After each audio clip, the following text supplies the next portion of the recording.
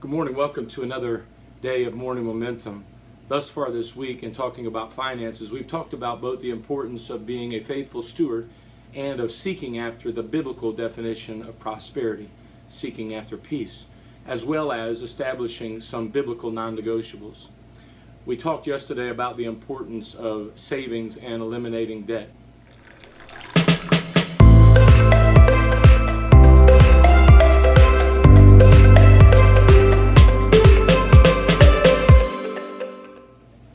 Today we will discuss budgeting, which is the tangible vehicle for making the principles we have already discussed a reality. Recently there was a humorous meme that likely rings true concerning the subject of budgeting. The meme simply says, "I'm good at sticking to a budget when I have no money." The fact is that without a budget, the financial goals, the priorities that we may even really work to establish can and never will become a reality. Here are some goals that should be set with regard to budgeting. First of all, we must make a realistic budget. And I would say this, if you're married, you and your spouse need to work together to agree upon that budget. Leadership guru John Maxwell states, "A budget is telling your money where to go instead of wondering where your money went." It's amazing what just having a plan will do for your level of stress. I've heard it stated, while not necessarily concerning finances and budgets, but the principle still applies, and this is the statement: a failure to plan is a plan to fail. If you are struggling to get out of debt or make ends meet, make a plan. Secondly, write your budget down. After that is done, the third step would be to embrace your true expenses. Failing to be honest about your expenses is like going to the doctor for help while not disclosing the symptoms that are of concern.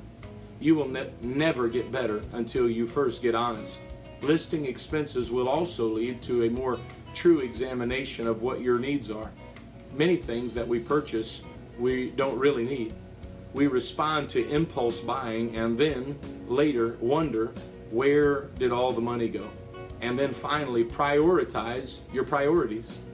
To stay on track in reducing or eliminating debt and live within your means while establishing savings and retirement, we can fast forward that process by asking ourselves this question: can I downsize? Can I downsize my car? Can I downsize my house? Can you downsize the cable package that you're getting, the cell phone package that you're purchasing, your grocery budget, your restaurant budget, and so forth? And then lastly, let your money grow up. What I mean by that is set a goal to increase the time between receiving your money and spending it. When I was a child and received a quarter for losing a tooth, getting to the store became an urgent matter. My dad or mom would ask me, I never understood it at the time, but if that quarter was burning a hole in my pocket. Sometimes we get older, but we don't grow up, and that immature pattern of spending stays with us. I would close with this: periodically it's important to review your budget, review the plan that you have established.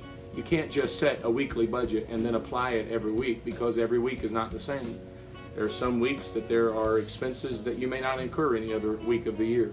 There are many expenses that might be a once a year or even a quarter, monthly, or just an expense you'll never ever experience again, but it's got to be budgeted. So today, as we continue in our financial talk, ensure that you have a plan for your money.